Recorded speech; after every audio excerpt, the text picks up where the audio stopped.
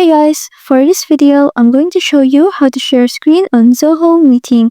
So first things first is you want to join a meeting. So if you're here in Zoho Mail, what you can do is if you go here to the right sidebar, you will see this icon at the very bottom that says Zoho Meeting. So if you click on it, you can either schedule a meeting for later or start a meeting.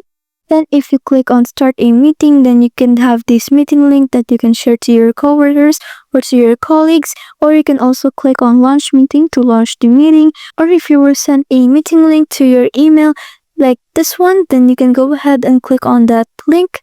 Then it will bring you to a new tab where you can join the meeting by clicking on join meeting over here at the bottom.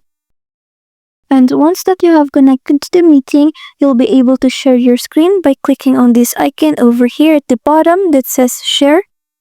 Then you're going to select how you want to share your screen. You can either share your whole screen, you can share a whiteboard, or you can share some files. So let's click on share screen.